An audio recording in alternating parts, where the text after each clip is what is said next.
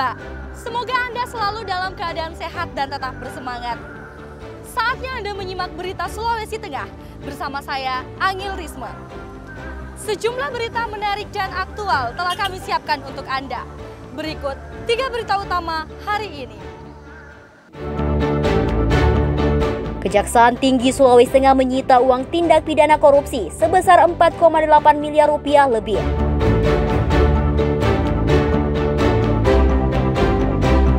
Tokoh agama dan pemerintah Sulawesi Tengah serukan aksi damai kepada mahasiswa.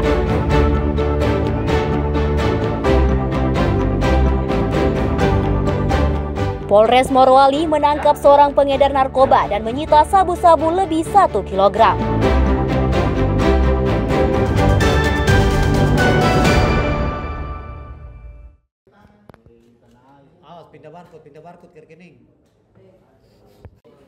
Kejaksaan Tinggi Sulawesi Tengah menyita uang hasil tindak pidana korupsi sebesar lebih 4,8 miliar rupiah. Uang tersebut berasal dari 3 kasus korupsi di wilayah Sulawesi Tengah. Pengembalian kerugian negara tersebut merupakan hasil dari penyidikan aparat Kejati Sulawesi Tengah sepanjang Januari hingga Agustus 2025. Selain menyelamatkan keuangan negara, Kejati Sulteng juga telah menetapkan sejumlah tersangka. Adapun rincian perkara tindak pidana korupsi tersebut meliputi bangunan mes Pemda Morowali tahun 2024 sebesar lebih 4,3 miliar rupiah, pembangunan tangki septik pada Dinas PUPR Kabupaten Bangge sebesar 100 juta rupiah, dan perkara pekerjaan jalan Trans Bimoli oleh Dinas PUPR Kabupaten Parigi Mautong sebesar 500 juta rupiah. Jadi dalam kurun waktu Januari sampai Agustus, penanganan perkara tindak pidana korupsi di Kejaksaan Tinggi Sulawesi Tengah sudah menyelamatkan kerugian keuangan negara dengan total 4.875 juta rupiah. Uang hasil tindak pidana korupsi tersebut kini ditampung di rekening khusus salah satu bank pemerintah dan akan disahkan menjadi penerima negara bukan pajak dari lembaga kejaksaan. Ikram Boyoge dan Syamsuddin Tobone melaporkan dari Palu.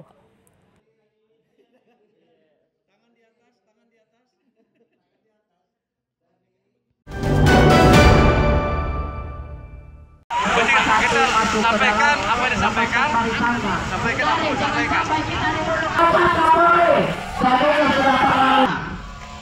Ratusan mahasiswa dan aktivis lembaga swadaya masyarakat yang tergabung dalam aliansi Gerakan Mahasiswa dan Masyarakat Buol Bersatu melakukan aksi unjuk rasa Senin siang.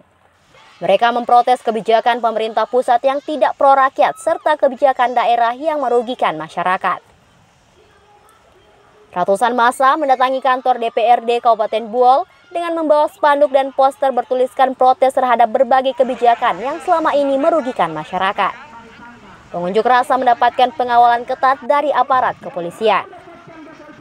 Di halaman kantor DPRD Buol, massa melakukan orasi secara bergantian.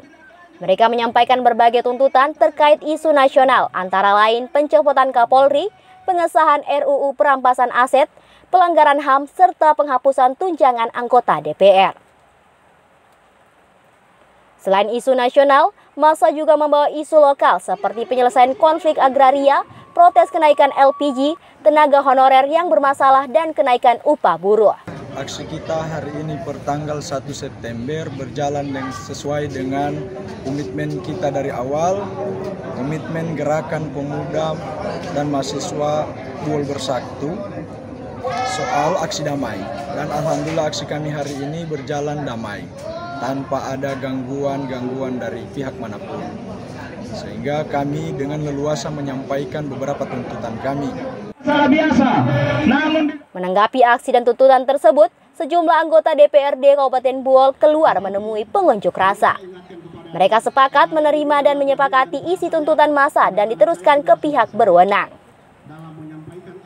Kami menyepakati untuk menerima apa yang mereka sampaikan, tuntutan aksi, baik isu nasional maupun isu daerah, untuk diteruskan kepada pihak-pihak terkait termasuk ke DPRD dan pemerintah daerah Kabupaten Buol.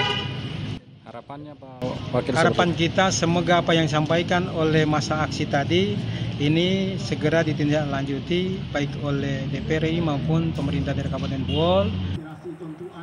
Usai mendengarkan penjelasan dari anggota DPRD Kabupaten Buol tersebut, ratusan pengunjuk rasa akhirnya membubarkan diri.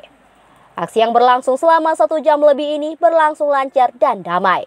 Muhammad Syamanto dan Syamsuddin Tobone melaporkan dari Buol.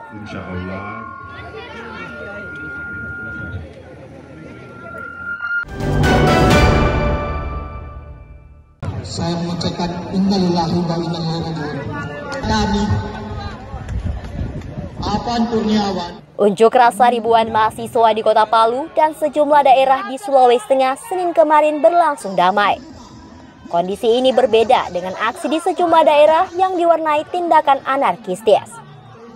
Demo di Kota Palu bahkan mendapat apresiasi dari Gubernur Sulawesi Tengah Anwar Hafid. Saat menemui massa, Gubernur menyatakan salut terhadap sikap demokratis yang ditunjukkan masyarakat. Ia juga berharap aksi damai di Kota Palu bisa menjadi kiblat bagi daerah lain. Saya sangat terharu dan bangga sekali. Masyarakat Kota Palu luar biasa dan masyarakat Sulawesi Tengah umumnya. Mereka benar-benar memperlihatkan sikap demokrasi yang sangat tinggi. Mudah-mudahan ini menjadi contoh bagi Indonesia, di mana warga Sulawesi Tengah begitu getol untuk memperjuangkan apa yang menjadi hak masyarakat, tapi dengan benar-benar mengedepankan akal sehat. Polda Sulawesi Tengah pun mengapresiasi jalannya aksi damai.